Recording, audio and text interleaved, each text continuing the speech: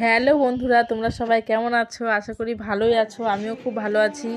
দেখো সকাল সকাল চলে আসলাম চান করে একদম ছাদে কাপড় মেলতে। দেখো আমার কিন্তু সম্পূর্ণ কাপড় মেলা কমপ্লিট। এখন গাছে জল দিয়ে নিই।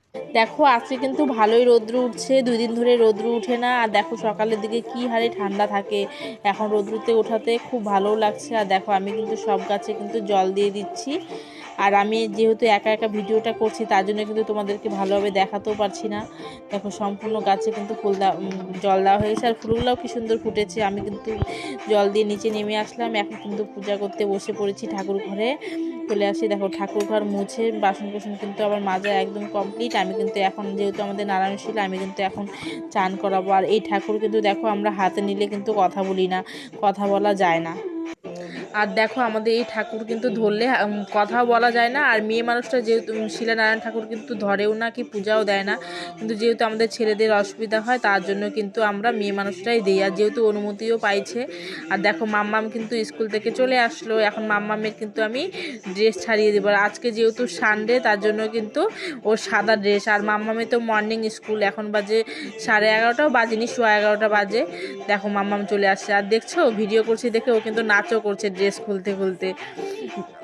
দেখো তাড়াতাড়ি করে ড্রেস খুলে দিলাম। দেখো ড্রেস খুলতে খুলতে প্যান্ট খুলে যাচ্ছিলো দেখে কি লজ্জায় হাসি। আমি কিন্তু এগুলো সব ধোয়ার জন্য নিয়ে নিলাম, যেহেতু কালকে মন্ডে স্কুল বন্ধ। আর আমাদের এখানে কিন্তু সানডের দিন স্কুল থাকে, মন্ডেতে স্কুল বন্ধ থাকে। আর দেখো দিদিভাই কিন্তু ওখানে মাছ কাটতে বসে পড়েছে, আর আমিও কিন্তু বেগুন ভাজা করতেও বসে পড়েছি, কারণ সকালের তো ভাত হয়ে গেছে।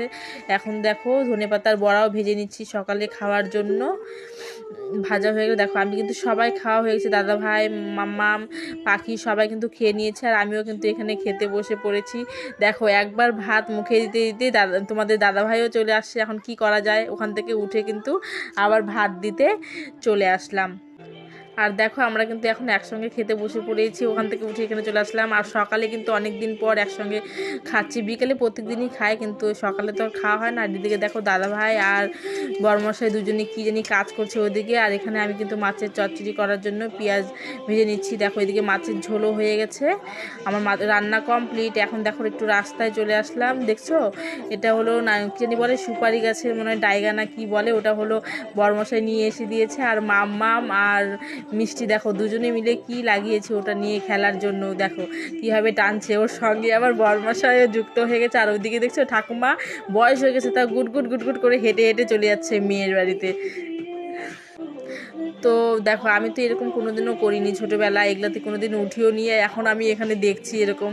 দেখো ওরা যেমন মানে বড়মশাইরা ছোটোবেলায় যা যা করতো, এখন বাচ্চাদের সাথেও ওরাও তাড়াতাড়ি করছে, দেখছো। কিন্তু আমি এরকম কোনোদিনও করিনি। আর দেখো দুজনে মিলে এখন নিচে উঠে গেছে, কে উঠবে। আর খেলতে খেলতে ওরা কিন্তু খুব হাঁপিয়ে গেছে। চলে আসলাম, সন্ধ্যা লেগে যাচ্ছে একদম, টাইমই পাওয়া যায় না জানো, সারাদিন কাজ করতে করতে আর পাওয়া যায় না। দেখো এখন সময় পেলাম, এখন কাপড়গুলো তুলে নিই। আর এখন তো আবার সন্ধ্যা দিতে হবে, সন্ধ্যা লেগে গেছে। আমি এখানে ব্লগটি শেষ করলাম। ভালো লাগলে লাইক কমেন্ট শেয়ার করে দিও। Bye, tata.